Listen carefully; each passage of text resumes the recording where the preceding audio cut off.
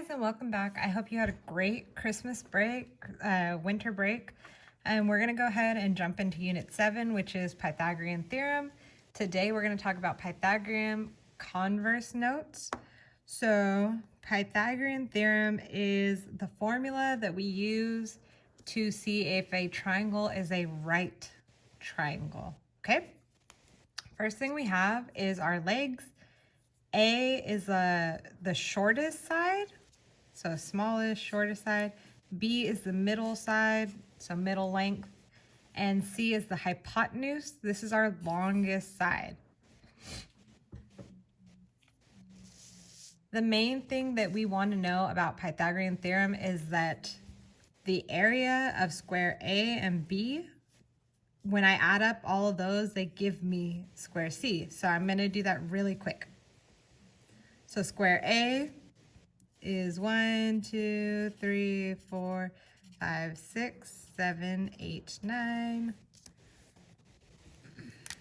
Square B is 1, 2, 3, 4, 6, 7, 8, 9, 10, 11, 12, 13, 14, 15, 16. So I can put 16 green squares and 9 blue squares, and it should fill up this whole giant square. So I'm going to do 16 green squares, 4, 5, 6, 7, 8, 9, 10, 11, 12, 13, 14, 15, 16. And now I should be able to have 9 blue squares. So 1, 2, 3, 4, 5, 6, 7, 8, 9. All right? That gives me a total of 1, 2, 3, 4, 5, 6, 7, 8, 9, 10, 11, 12, 13, 14, 15, 16, 17, 18, 19, 20, 21, 22, 23, 24, 25. So the area of square A, the area of square B, gave me the area of square C. Okay, so now we want to know what a converse is. The converse of a statement switches the order of the if and then in the statement. Try to write the converse of the following statements. So what does that mean? So the statement, if a triangle has 3 equal sides, then it is an equilateral triangle. So the converse, or the opposite, would be if a triangle is equilateral, then it has 3 equal sides. So another statement, if a number is even, then it is divisible by 2. So the converse, the opposite, is if a number is divisible by 2, then it is even. So all the converse means is that if I plug these numbers into my formula, one side should give me the exact same thing on the other side, and I should be able to flip them. So now we need to know what kind of formula we're using and like what does that even mean? So we know so far that if a triangle is a right triangle, so this only works for right triangles, then a squared plus b squared equals c squared. And we don't know that. This is new to us. So this is our formula. A squared plus b squared equals c squared. Using the reasoning from above, write the converse of the Pythagorean theorem below. So if a squared plus b squared equals c squared, then the triangle is a right triangle. So the converse, so that means if a triangle is a right triangle, then a squared plus b squared has to equal c squared. The converse can help us prove whether or not triangles are right triangles. So that's what we're doing today. We're determining if a triangle is a right triangle or if it is not a right triangle. So let's go ahead and look at these two. My very first step. So step 1 is to label. So I always want to label. So my shortest side is going to be A, so 13 is my smallest, so A. My middle length is B, so 84 is going to be B, and C is going to be my longest. You can also determine C because it is across from the right angle, okay? But I find it easier to just look at the numbers and then determine what is A, B, and C. So now I'm going to plug these in. So I am using a squared plus b squared to equal c squared. And I literally just plug in the numbers as they are. So 13 squared plus 84 squared equals 13 squared. And this I can type into a calculator, one part at a time. So I can actually type in all of 13 squared plus 84 squared. That gives me 7,225. My other side is 13 squared. Oh, I did that wrong. That's 85, sorry. So 85. Because this was C. So 85 squared is also 7,225. So yes, this is a right triangle.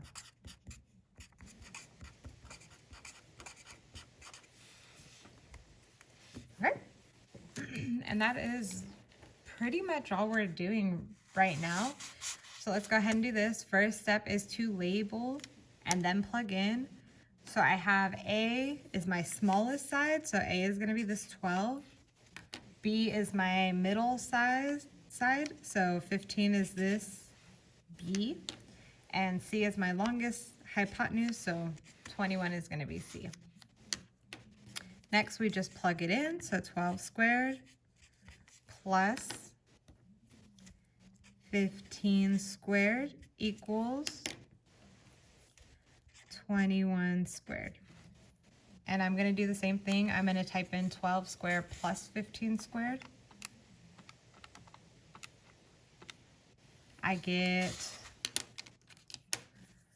369 equals 21 squared is 441. So these two numbers do not equal. So they don't equal, so this is not a right triangle.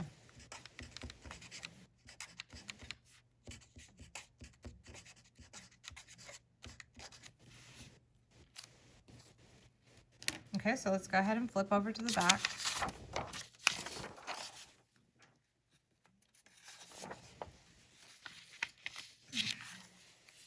So what if we're just given the side lengths? Can we determine if it's a right triangle, and can we show our proof? So our proof is the Pythagorean theorem. On right triangle, we're just writing yes or no. So again, first step is always to label, because the numbers are not going to be in order. They're not going from least to greatest. This one is, but like this one is not. So you have to label. So A is our smallest. B is our middle number. And C is the longest number. So again, I'm going to do A squared, so 12 squared, plus B squared, so 24 squared, equals C squared, which is 36 squared. And again, I'm going to do 12 squared plus, and I'm going to show you my calculator, so 12 squared plus 24 squared. And the squared can be found where it says x squared, that's squared. I put equals, so that is 720. 720. 36 squared is my next number, so 36 squared equals 1296.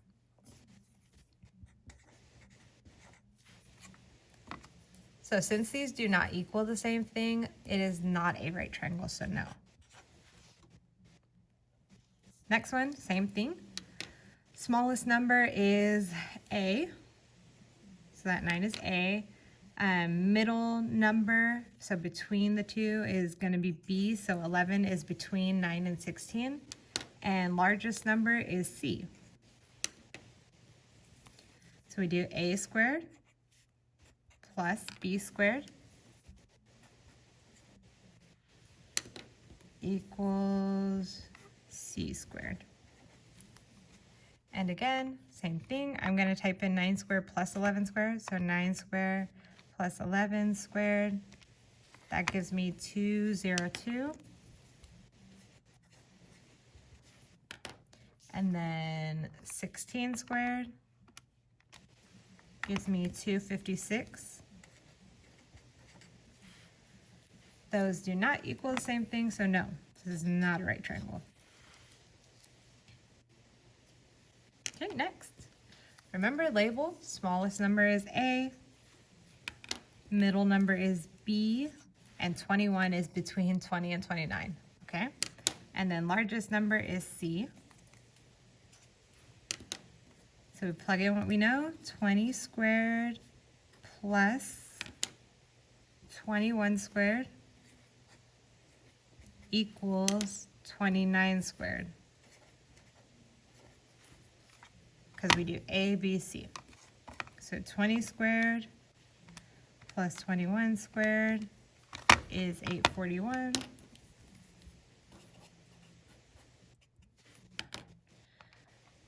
(29 squared is also 841. So since these equal the same thing, then yes, it is a right triangle. And last, smallest number is A, so 7.5 is A. Middle number is B, so 10 is B. And largest number is C, which is 12.5.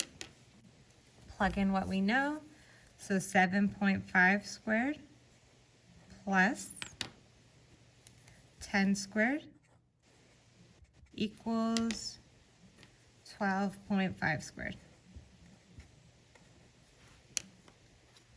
So again, 7.5 plus 7.5 squared plus 10 squared is 156.25.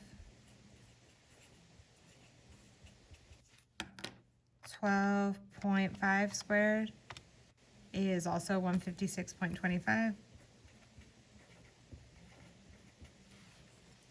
Since those equal the same thing, then yes, it is a right triangle.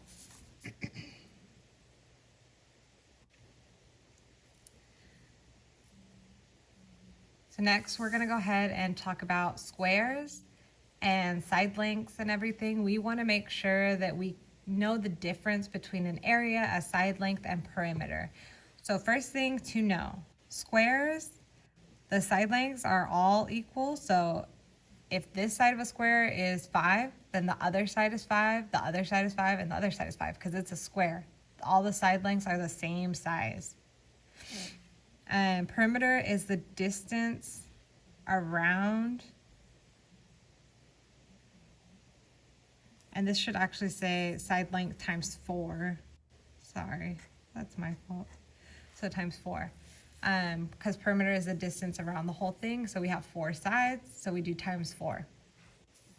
Area is a side length squared, so we take our side length and multiply it by itself, and that's how we get our area. So we're going to fill in the missing parts. Okay, so right here, it says my side length is 5. So I need to do 5 times 4 to get my perimeter, which will be 20. And if I look, it's meters. So I need to put 20 meters. Perimeter stays meters. My area is going to be the side length squared. So 5 squared. 5 squared is 25.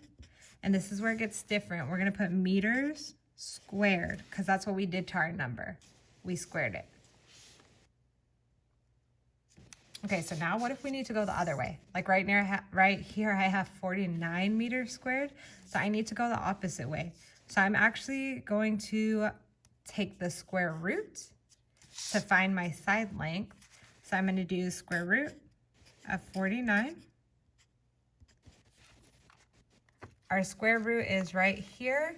It's this check mark division symbol looking thing. We push square root 49 equals, and it gives us a nice little number, which would be 7.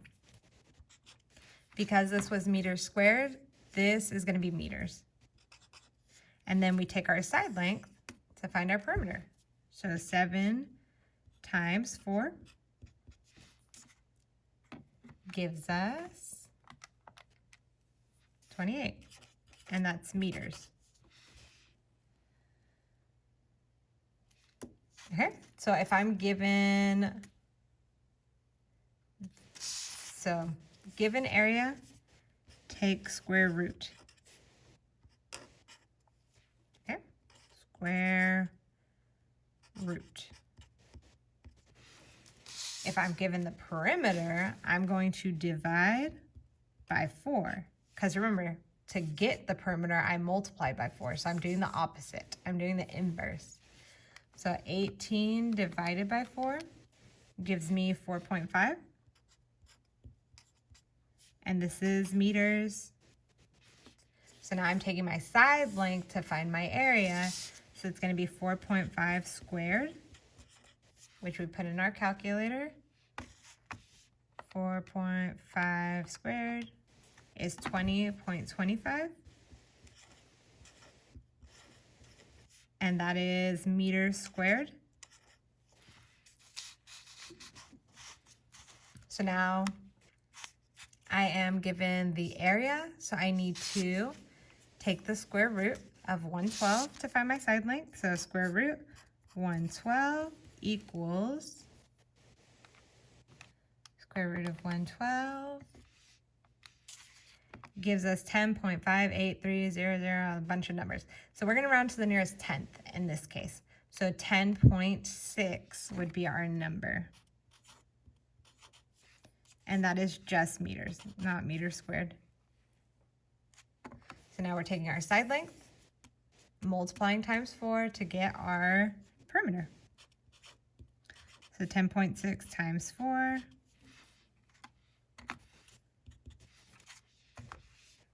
10.6 times 4 is 42.4.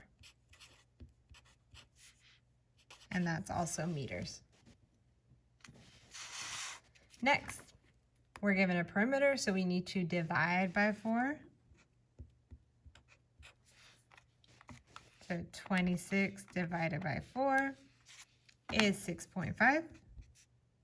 Oh, writing that in the wrong spot. 6.5 meters. And then we're taking our side length, because now we want to find our area. We're going to do 6.5 squared.